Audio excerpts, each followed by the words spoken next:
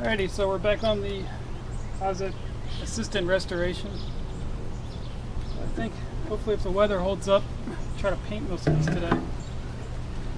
So in order to prep this, I'm going to try to sand everything down with a 320 good sandpaper, and this is mostly just to give the paint something to stick to.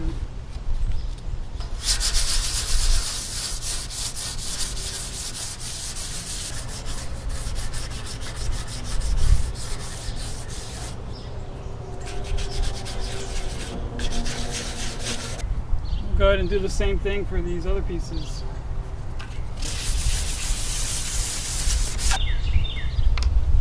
Alright, so now I'm going to clean up all that residual dust with just some alcohol, an old t-shirt.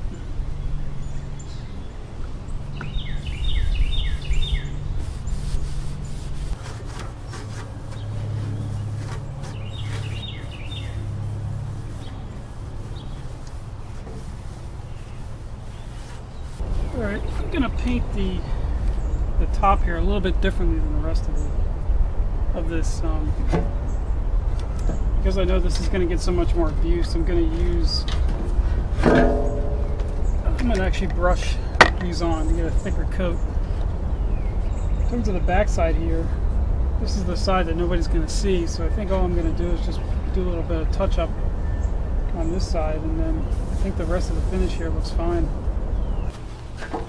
So all this is a gloss black Rust-Oleum oil-based enamel.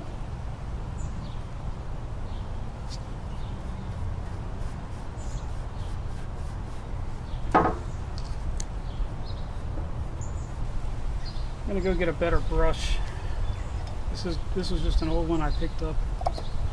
I'll go get a real decent brush, see if it turns out any better.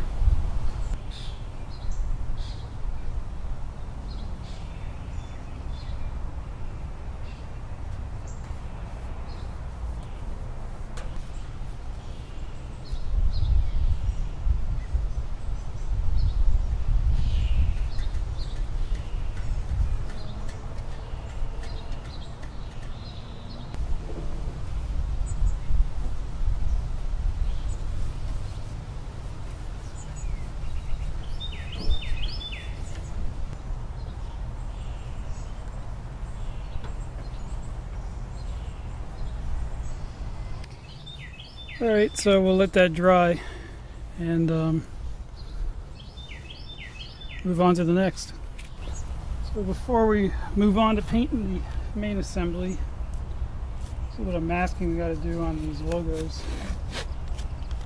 Just going to use some plain old painter's tape for that.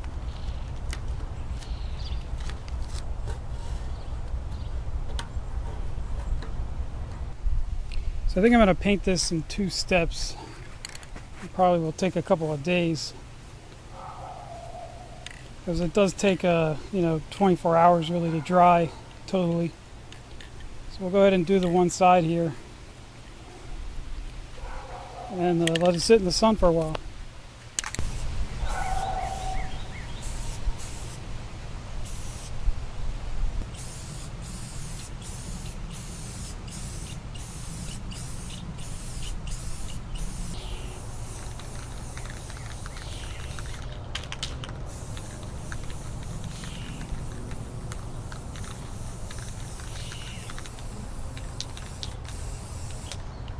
Since the humidity is kind of low today and it's sunny, I think I can flip these over and put on the coat on the other side.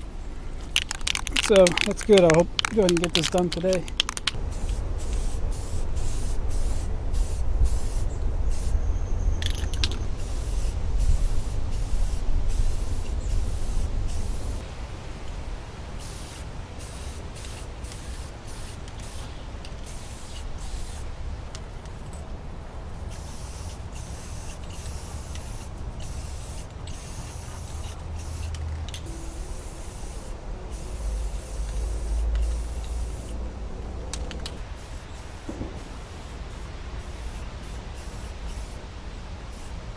Alright, so it's about a week later, and we've given this time to dry, And I'm actually pretty happy with the way it turned out. Yeah, you'll notice in some places it ran a little bit, but I think that was because I didn't sand the existing paint down enough. So it was just too smooth of a surface to stick. But that was pretty minimal. There wasn't that much actually in there. So I took the tape off the Hazet logo here, and now we need to try to paint this as well. So I actually do come from a family of artists and craftsmen, but I didn't really inherit those genes per se. So I'll try my best to paint this. But you know, my grandmother used to paint quite a bit. Let me go grab something that she did, and I'll show you the kind of work that my previous ancestors have done. So here's an example of something my grandmother painted at one time. It looks like she painted this about 10 years ago. This is the corporate identity document. You get this off Hazet's website. They actually do put the colors in here. They're dark blue, light blue, yellow, and silver. The RGB, RAL, all those. I haven't mixed this up, but I think this dark blue is going to match pretty close to this blue, and I think likewise this yellow is going to match pretty close to this yellow. So this is just basically tester's model paint, and we'll give this a try and see how it turns out. Okay, so hopefully this is in a good position where you guys will be able to see what's going on. So this piece is plastic, and it looks like a lot of this is from fading, that possibly this was in the sun, and that caused these colors to fade. All right, well, here goes nothing.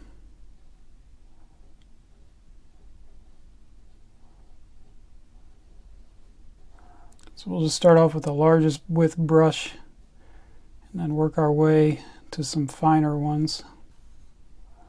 So it's looking like probably gonna have to put at least 2 coats on here, just from the way that this is thinning out. So now we'll move to a slightly thinner brush. Try to get these edges. Here's a really, really fine brush. This will help get in all those little crevices.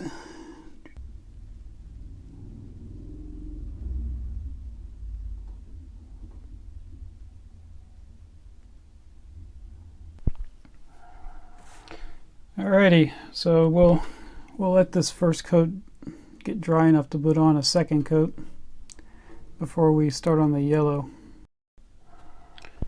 So I prop this up a little bit, make it a little bit easier to get to, and it looks like the first coat is just dry enough to start on the second one. And it's okay if I get a little bit of blue on these letters, because they're going to be painted over, of course. That's why you always want to, when you're painting reliefs like this, you always want to start with the lowest. That way if you do get some on these higher ones, you can correct it later. Alrighty, I think that looks pretty good for the blue. Probably some touch-ups to do, so I'm going to go ahead and flip this around and do the one on the other side now. And we'll come back when we're ready to do some yellow. So this is actually the opposite side. And this one turned out a little bit better. So I guess I was just a little bit rusty. So we're ready to paint. Go ahead and paint the yellow here on this one. Alrighty, so here we go.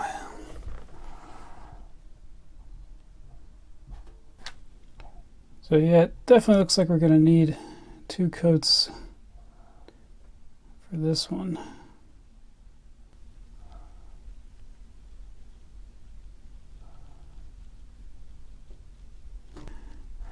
Go ahead and do these last coats off camera. And we'll come back in a little bit.